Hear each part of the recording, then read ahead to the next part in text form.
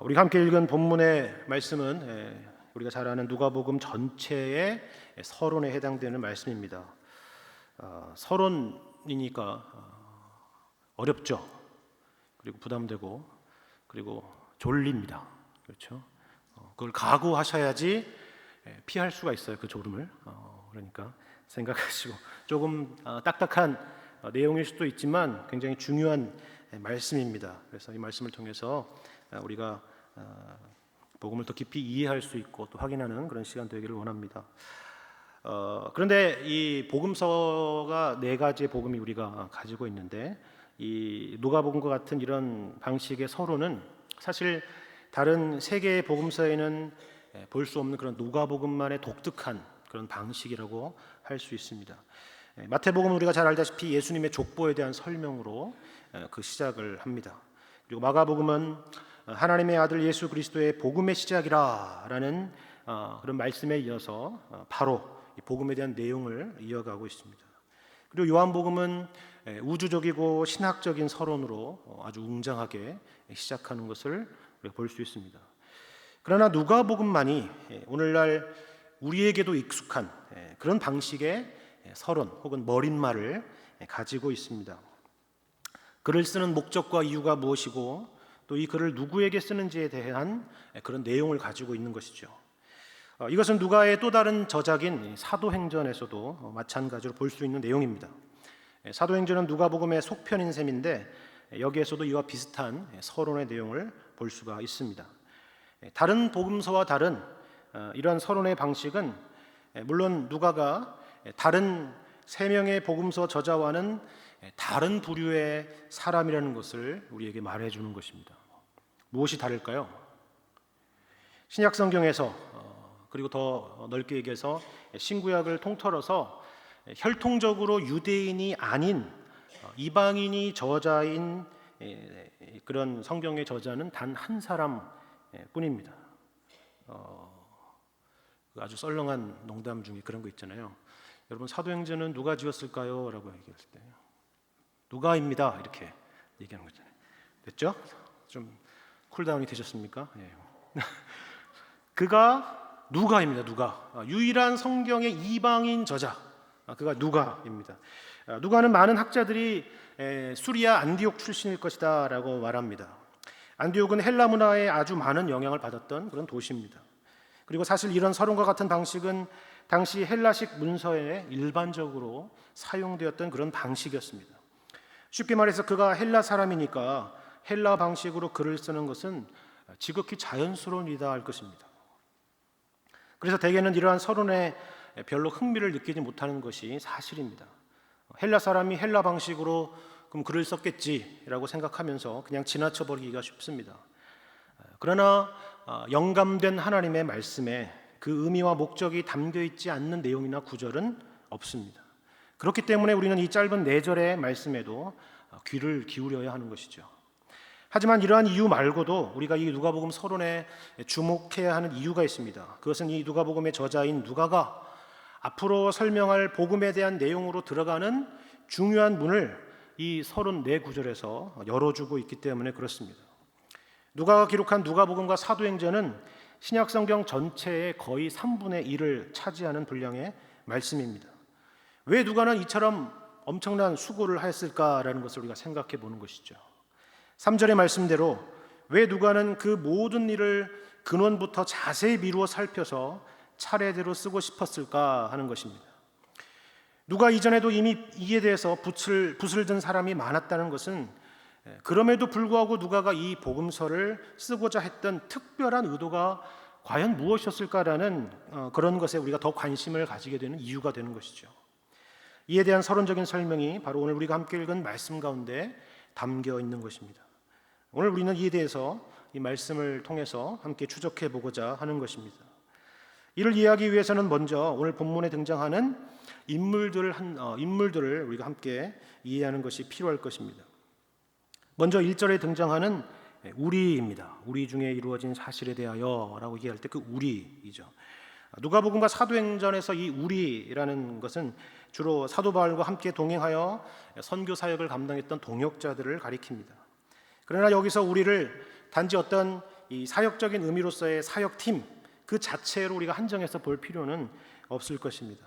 본문 자체의 맥락에서 보자면 여기서 우리라는 것은 이 글을 기록하고 있는 누가 자신과 그리고 이 글을 읽게 될 데오빌로를 포함하는 예수를 믿어서 하나님의 백성된 모든 사람들을 가리킬 수 있다라고 말할 수 있을 것입니다. 두 번째로 2절에 처음부터 목격자와 말씀에 일꾼된 자들이라라는 그 사람들입니다. 이들에 대한 설명은 사도행전 1장에 구체적으로 등장하는데 사도 베드로가 이렇게 말합니다. 요한의 세례로부터 우리 가운데서 올려져 가신 날까지 주 예수께서 우리 가운데 출입하실 때에 항상 우리와 함께 다니던 사람이며 예수께서 부활하심을 증언할 사람이어야 하며 그리고 무엇보다 이 가운데 하나님이 택하신 사람이어야 된다라고 말합니다. 어디서 말하냐면 그 가룟 유다로 인해서 사도의 숫자가 하나가 거리 났는데 그 거를 채우기 위한 그 내용을 이야기할 때 베드로가 이에 대해서 설명한 내용입니다. 그래서 우리가 잘 알다시피 마띠아가 뽑히는 장면이 등장하죠. 바로 여기 등장하는 그 내용들, 바로 그가 사도, 곧 말씀에 일꾼된 자들이었다 하는 것입니다. 세 번째는 이 사도들이 전하여 준 그대로 내력을 저술하려고 붓을 든 사람들입니다. 이들 중에 우리가 잘 아는 사람은 마태와 요한과 같은 사도를 비롯해서 마가가 있습니다. 그리고 이들 외에도 이러한 사람들이 당시에 상당히 있었을 것이라 우리는 이 말씀을 통해서 추측해 볼 수가 있는 것이죠. 네 번째는 바로 누가 자신입니다. 나라고 얘기하는 그 누가 자신을 말합니다. 누가 자신도 이 사도들이 전하여 준 그대로 내력을 저술하기 위해서 붓을 든 사람 중 하나임을 자처하고 있습니다. 그러나 누가는 거기에서 그치지 않고 그 모든 일을 근원부터 자세히 미루어서 살펴서 한 사람, 곧 데오빌로에게 이 글을 쓰기로 작정했다라고 이야기해주고 있습니다. 그리고 마지막 인물은 바로 데오빌로입니다. 데오빌로는 특별히 각하라는 호칭이 붙어있는 것으로 봐서 당시 로마의 고관일 것이라 우리가 추측할 수 있지만 성경에서 그 이름이 등장하는 것은 여기 누가복음 서론과 또 사도행전 서론의 수신자로만 등장하고 있기 때문에 그가 구체적으로 어떤 사람이었는지에 대해서는 우리가 알 수 있는 그런 방도가 없습니다. 그러나 그런 그에게 어떤 한 가지의 문제 혹은 어려움이 있었을 것이라고 추측할 수 있는 것은 바로 이 4절의 말씀 때문입니다. 누가는 이 4절에서 이 누가복음을 기록한 목적이 여기에 있다라고 우리에게 말씀해주고 있습니다. 바로 이는 각하가 알고 있는 바를 더 확실하게 하려 함이로라 하는 것입니다. 알고 있는 바라는 표현을 봤을 때 그는 일단 불신자는 아니었으리라고 우리는 판단할 수 있습니다. 그는 이미 복음에 대해서 듣고 또 알았던 자입니다. 그러나 이미 알고 있는 바를 더 확실하게 할 필요가 있는 그런 상황이었습니다. 이것이 바로 누가복음과 그리고 더 나아가서는 사도행전의 기록의 목적이라고 우리가 확인할 수 있는 것이죠. 그렇다면 왜 데오빌로는 왜 이미 알고 있는 바를 더 확실하게 해야 될 그런 필요가 있었을까요? 그것은 데오빌로가 이방인이었다는 사실에서 우리가 힌트를 얻을 수 있을 것입니다. 그리고 앞서 말씀드린 대로 우리 중에 이루어진 사실에서 이 우리의 데오빌로와 또한 누가 자신도 포함되어 있었다는 사실에서 우리는 그 힌트를 얻을 수 있을 것입니다. 다른 말로 하자면 우리와 같은 이방인이 하나님의 백성이 된 이 놀라운 사실에 대해서 어떤 확신이 필요하다라고 하는 것이죠. 그렇다면 왜 데오빌로에게 특별히 이러한 확신이 필요했을까요? 거기는 저는 개인적인 이유와 더불어서 역사적이고 그 배경적인 이유가 있다고 생각합니다. 첫 번째는 개인적인 이유라고 하는 것은 바로 이런 것입니다. 말씀드린 대로 데오빌로나 누가는 이방인입니다. 하나님의 약속과는 거리가 멀었던 그런 사람들이었습니다. 그러나 그들이 그리스도를 통한 구속으로 말미암아서 하나님의 백성이 됐습니다. 아니 더 정확하게 말하자면 1세대 복음 전도자들이 전하여 준 그 복음을 통해서 하나님의 백성이 되었다라는 그 복음의 메시지를 전해드렸던 것입니다. 그것은 저나 여러분도 마찬가지일 것입니다. 그 복음으로 인해서 하나님의 백성이 된 것입니다. 그렇다면 이전과 무엇이 달라졌습니까? 그 복음을 듣기 이전과 그 복음을 듣고 난 이후에, 믿고 난 이후에는 무엇이 달라졌습니까? 얼굴빛이 달라졌습니까? 아니면 무슨 신비한 능력이나 은사를 가지게 되었습니까? 예수님을 목격했습니까? 아니면 예수님이 나타나서 내가 너를 구원했노라 라는 그런 모습이 나타나고 그 목소리를 여러분이 직접 들으셨습니까? 흥미로운 사실은 우리가 예수 그리스도를 믿고 나서 변화된 가장 큰 변화는 우리 가운데 하나님에 대한 인식, 그리고 하나님 앞에서의 나 자신과 그리고 죄에 대한 인식 등과 같은 것이지 어떤 외형적인 변화와 같은 것들이 아니라는 사실입니다. 물론 그런 외형적인 현상들이 나타나지 않는다는 말이 아닙니다. 다만 복음은 그것 자체를 의도하거나 목적하는 것이 아니란 사실입니다. 그러나 문제는 우리 자신입니다. 우리는 자꾸 우리의 신자됨을, 하나님의 백성됨을 우리 안에 있는 어떤 외형적으로 나타나고 드러날 어떤 것으로 우리는 증명하고 싶어 한다는 사실이죠. 우리는 자꾸 하나님, 내가 정말 구원받은 사람이라면 제 몸에 어떤 표시라도 좀 나게 해주셨으면 좋겠습니다라는 그런 식의 생각을 종종 하곤 합니다. 그거 얼마나 분명하고 확실해요. 내가 예수님을 믿고 구원받은 사람이라면 제 얼굴에 가운데 점이 나게 해주십시오, 뭐 이렇게 하면 얼마나 분명하고 확실합니까? 근데 점 안 나잖아요. 그렇죠? 그런 일들이 나타나지 않습니다. 그것이 어떠한 신비한 체험이건 세상의 물질적인 복이건 건강이건 외형적으로 드러나는 그 어떠한 것으로 우리는 구원의 근거를 삼고자 하고 싶은 것이죠. 혹은 종교적인 열심이나 종교적인 외형 등으로 자기 확신을 삼으려고 하는 사람들도 있습니다. 도덕적이나 윤리적인 삶의 내용들을 가지는 것으로 자기 확신을 삼으려는 사람들도 있죠. 그건 우리만이 아닙니다. 갈라디아 교인들도 복음을 듣고도 넘어졌던 것, 성령으로 시작하였다가 육체로 마치려 했던 것도 다 이와 같은 생각 때문이었죠. 그러나 이 모든 것의 공통점은 하나인 것을 우리가 명심할 필요가 있습니다. 쉽게 말해서 구원의 근거를 우리 자신에게서 찾는 것입니다. 그것이 쉽고 그것이 우리의 본성에 더 잘 맞는 것이기 때문에 그렇습니다. 그렇다면 사도 바울은 어떻게 자신의 신자됨을 증명하고 있는지 보시기 바랍니다. 고린도후서 12장 말씀입니다. 고린도후서 12장 1절 말씀입니다. 무익하나마 내가 부득불 자랑하노니 주의 환상과 계시를 말하리라. 내가 그리스도 안에 있는 한 사람을 아노니 그는 14년 전에 셋째 하늘에 이끌려간 자라. 그가 몸 안에 있었는지 몸 밖에 있었는지 나는 모르거니와 하나님은 아시느니라. 내가 이런 사람을 아노니 그가 몸 안에 있었는지 몸 밖에 있었는지 나는 모르거니와 하나님은 아시느니라. 그가 낙원으로 이끌려가서 말로 표현할 수 없는 말을 들었으니 사람이 가히 이르지 못할 말이로다. 내가 이런 사람을 위하여 자랑하겠으나 나를 위하여는 약한 것들 외에 자랑하지 아니하리라. 여러분, 사도 바울만큼 자랑할 것이 많은 사람이 어디 있겠습니까? 히브리인 중에 히브리인이고 베냐민 집하고 그만큼 배운 사람도 없었을 것입니다. 또 예수를 믿고 나서는 어떻습니까? 바울만큼 체험이 많은 사람도 없었을 것입니다. 만일 우리가 바울이 경험했던 그런 수많은 신비한 경험과 체험 중에 단 하나만이라도 우리가 경험했다고 한다면 그거 부풀리고 또 과장하고 또 온갖 소설까지 써서 책도 내고 유튜브에도 올리고 그리고 국내외 여러 간증 집회를 다니고 해서 아마 평생을 살았을 것 같은 그런 내용입니다. 그러나 바울은 이런 것들로 자랑하거나 이런 것들로 자기 증명을 하지 않겠노라 라고 말합니다. 왜 그랬을까요? 바울은 참으로 겸손한 사람이었기 때문에 그랬을까요? 아닙니다. 그것이 자신의 사도됨의 증명이거나 더 넓게 말해서 하나님의 백성됨의 증명이 아니기 때문에 그렇습니다. 그런 걸로 신자됨을 증명하는 것은 틀렸다라는 것입니다. 그러면 무엇으로 증명합니까? 약한 것을 자랑하겠다라고 이야기합니다. 쉽게 말해서 내가 약하다는 것, 그것이 바로 내가 하나님의 백성이라는 그 증명이라 하는 것이죠. 왜 약한 것이 하나님의 백성의 증명입니까? 그것은 약함 자체가 증명이라는 것이 아니라 우리가 약할 때야 비로소 하나님을 의지하고 하나님을 찾고 하나님을 바라보고 하나님의 도우심을 구하기 때문입니다. 다시 말해서 우리의 신자됨의 증명은 우리 자신에게 있는 것이 아니라 하나님에게 있다라는 것입니다. 그러나 우리는 늘 이런 실수에 빠지는 것입니다.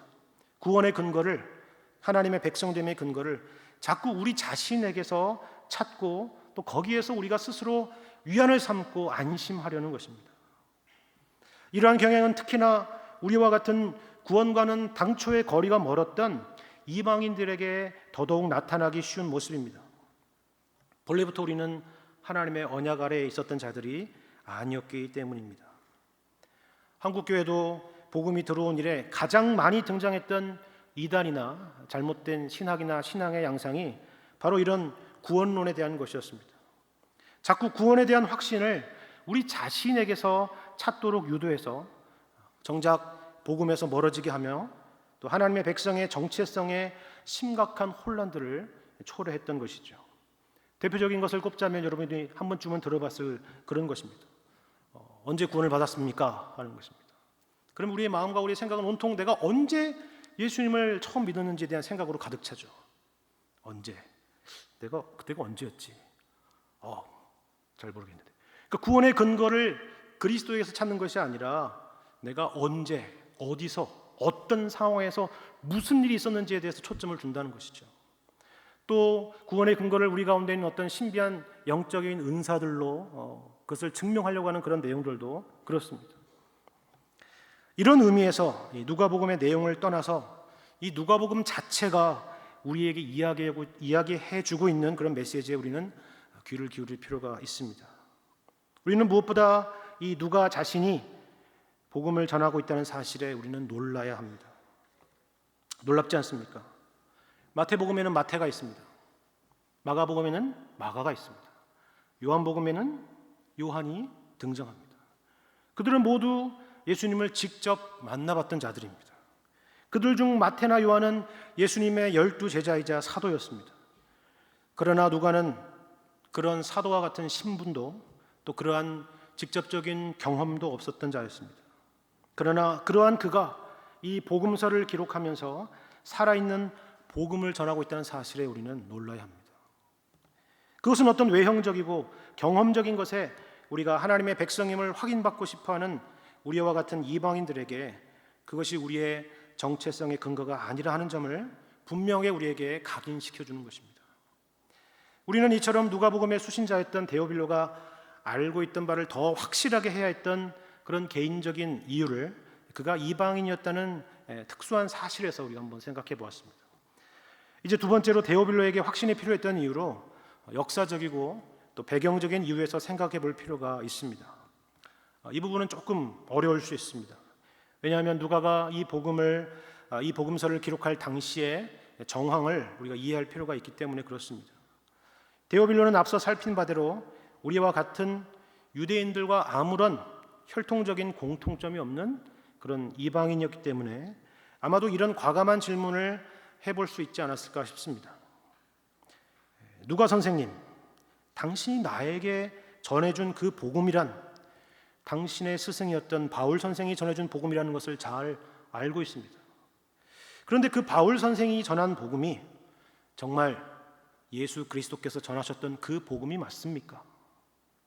아니 더 나아가서 예수 그리스도의 죽으심과 부활과 그분의 가르침들이 정말 구약에서 말한 그 예언의 성취인 것이 맞습니까? 라고 하는 근본적인 질문을 할 수 있을 것입니다. 이러한 질문을 할 수 있었던 것은 당시 교회가 처해 있었던 시대적인 정황 때문에 그렇습니다. 일단 유대인들은 그리스도를 메시아로 또 구원자로 인정하거나 받아들이지 않은 자들이 많았습니다. 또 초대교회 내에서도 예루살렘을 중심으로 하는 유대인 그리스도인들과 이방인 그리스도인들 사이에 적지 않은 갈등이 있었다는 것을 우리가 잘 알고 있기 때문에 그렇습니다. 말 그대로 교회가 아주 큰 혼란을 겪게 되었던 것입니다. 그래서 심지어는 그들 중에 적지 않은 사람들이 기독교 신앙을 떠나서 유대교로 돌아가려 했던 사람들도 있었다는 것을 우리는 알고 있습니다. 우리는 보통 초대교회를 아주 환상적인 모델로 그리곤 하는데 사실 이 지상의 교회는 그 언제건 완전했던 적이 없었다는 것을 우리는 먼저 기억할 필요가 있습니다. 물론 사도행전에서는 믿는 무리들이 한 마음과 한 뜻이 되어서 모든 물건들을 서로 통용하고 자기 재물을 조금이라도 자기 것이라 하는 이가 하나도 없었던 그런 아름다웠던 시기도 있었지만 역시나 사도행전에서 항상 매 순간순간마다 위기에 직면하고 다툼이 있었고 무엇보다 교회가 이방인 그리스도인들을 어떻게 한 형제요 자매로 받아들이냐에 따라 크게 둘로 쪼개질 위험에 처하기도 했었다는 사실을 우리는 잊어서는 안 될 것입니다. 그러나 이 모든 표면적 현상의 뿌리에는 복음에 대한 오해에서 비롯되었다는 사실을 분명히 했던 사람이 있었는데 바로 그가 사도 바울이었던 것입니다.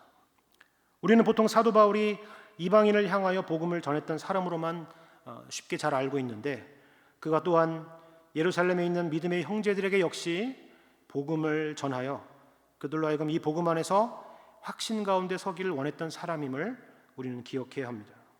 우리가 잘 아는 사도행전 20장 24절 말씀이 바로 그것입니다. 내가 달려갈 길과 주 예수께 받은 사명 곧 하나님의 은혜의 복음을 증언하는 일을 마치려 하면은 나의 생명조차 조금도 귀한 것으로 여기지 아니하노라. 이 말씀은 우리가 겉으로 볼 때에는 마치 바울이 세계 선교를 향해 나아가면서 말하는 어떤 사명 선언문처럼 느껴지는데 실상은 도리어 그가 세계 선교를 잠시 접어두고 예루살렘 교회를 향하여 떠나면서 에베소 교회 장로들에게 했던 그런 말입니다. 바울에게서 복음 가운데서 교회가 하나가 되는 것은 나가서 복음을 전하는 일 못지않게 중요한 일임을 판단했기 때문에 그렇습니다. 바울은 여기서 복음을 설명하면서 하나님의 은혜의 복음이라고 설명했습니다. 이것은 자신이 전하는 복음이 자기의 머리에서 나온 것이 아니라 하나님의 복음이라 하는 것입니다.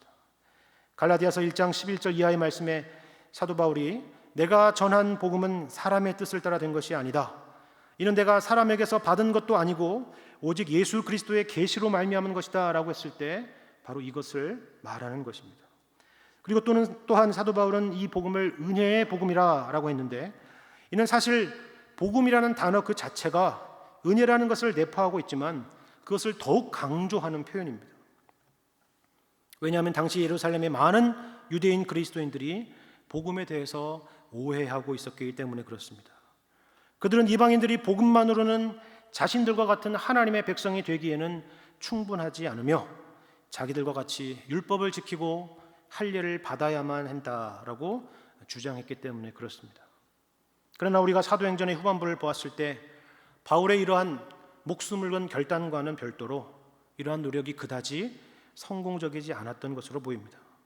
그리고 그 이후의 이야기는 우리가 잘 알다시피 그는 재판에 넘겨졌고 또 로마로 압송되었으며 몇 차례 감옥에 갇혔지만 그곳에서도 시시때때로 하나님의 나라를 전파했고 결국 로마의 황제에 의해서 순교를 당했다라는 그런 내용을 우리는 잘 알고 있습니다. 그런데 이 모든 바울의 사역과 심지어 그의 최후까지 그의 곁에 있었던 자가 있었는데 그가 바로 오늘 이 말씀을 기록한 누가라는 사람입니다. 그는 바울의 가르침을 받으면서 그리고 바울과 동역하면서 바울이 만나는 수많은 여러 어려움들을 가장 가까이에서 지켜보았던 사람입니다. 그런데 그가 지켜본 여러 어려움 중에서도 이것만큼은 양보할 수 없는 것이 있었는데 그것은 바로 바울이 전한 하나님의 은혜의 복음이었습니다. 그것은 단지 바울이 자기의 스승이었기 때문에 그가 가르친 내용이었기 때문에 지켜야 했던 내용은 아니었습니다. 그 복음이 하나님의 복음이고 그 복음에 근거해서 자신의 정체성이 있었기 때문에 그렇습니다. 그리고 사실 이러한 동기가 누가복음과 사도행전의 기록 목적이기도 했습니다. 더 구체적으로 말하자면 그는 무엇보다 이 바울이 전한 복음이 정말 예수 그리스도께서 전한 그 복음이었는가를 추적합니다. 그리고 그것이 더 나아가서 구약의 하나님의 본래 계획 가운데 있었던 일이었는지를 추적하고자 한 것입니다. 왜요?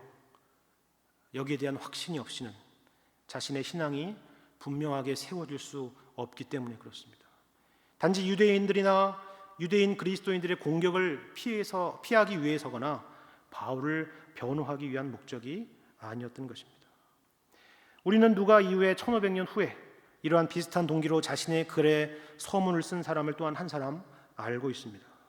그는 복음으로 인해서 박해받는 프랑스에 있던 개신교 신자들을 변호하기 위해서 당시의 군주였던 프랑스와 1세에게 쓰는 글입니다.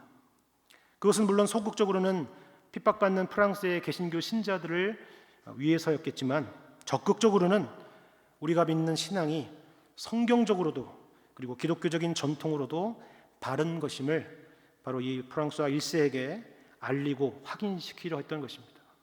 왜냐하면 바울 당시의 유대인들의 공격과 같이 당시 로마 카톨릭에서 종교개혁가들이 주장하는 내용들이 전혀 새로운 것이며 이단이며 성경적으로도 교회의 전통으로도 그릇된 것이라고 공격했기 때문에 그렇습니다.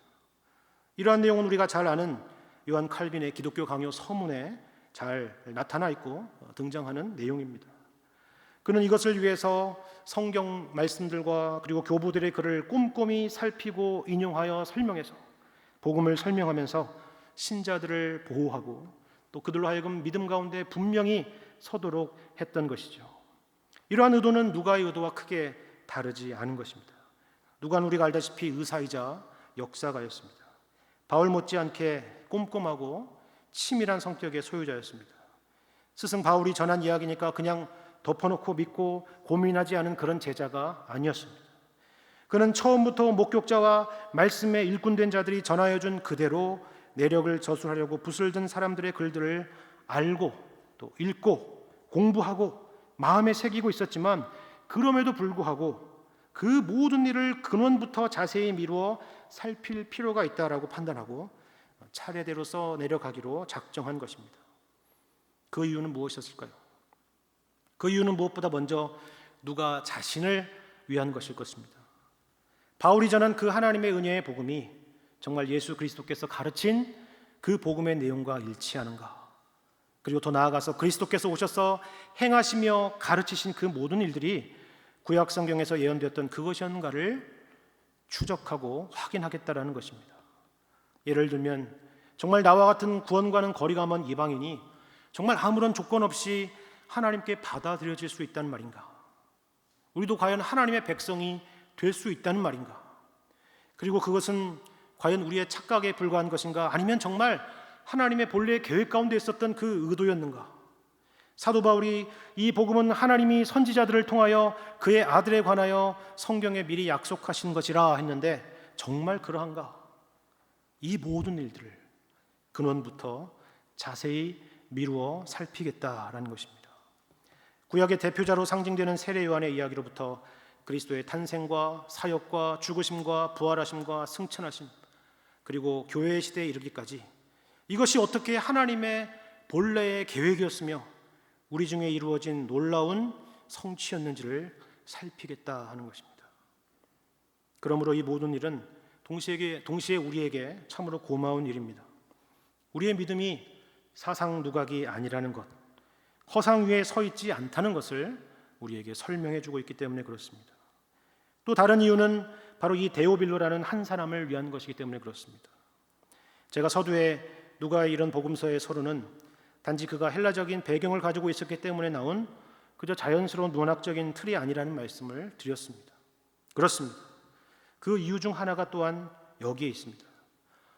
우리가 생각할 때 신약 성경의 3분의 1이나 차지되는 이 엄청난 분량의 글을 철저한 계획과 치밀함을 가지고 고작 데오빌로라는 단 한 사람을 위해서 썼으리라는 생각을 하지 못합니다. 한 사람을 위한 사랑하는 사람을 대상으로 한 연애 편지도 이 정도의 치밀함과 분량으로 쓴다면 그건 아마 병적인 것이죠. 그래서 사람들은 이 데오빌로라는 사람이 실존 인물이라기보다는 어떤 가상의 인물일 것이다. 그리고 이 복음서는 어떤 한 사람을 위해서 썼다기보다는 많은 사람을 위해 썼을 것이라 라고 생각을 합니다. 맞는 말이고 또 일리가 있는 말입니다. 그리고 누가도 이것이 단 한 사람만 읽고 간직하거나 없어져 버릴 것을 생각하고 기록한 것은 분명히 아닐 것입니다. 그러나 그럼에도 불구하고 누가는 하나님을 사랑하는 모두에게 라거나 어떤 교회에게 라고 쓰지 않고 데오빌로 각하에게 라고 분명히 한 사람을 명시하여 기록했습니다. 저는 이것을 누가의 분명한 문학적인 의도라고 생각을 합니다. 그리고 이것이 바로 누가가 설명하려고 하는 그 복음을 가장 잘 설명하고 있는 것 중에 하나라고 생각합니다. 우리는 다른 복음서에는 없는 누가복음에만 등장하는 내용 중에 아주 잘 알고 있는 누가복음 15장의 잃은 양의 비유와 잃은 드라크마의 비유를 잘 알고 있습니다. 하나님은 누구시냐?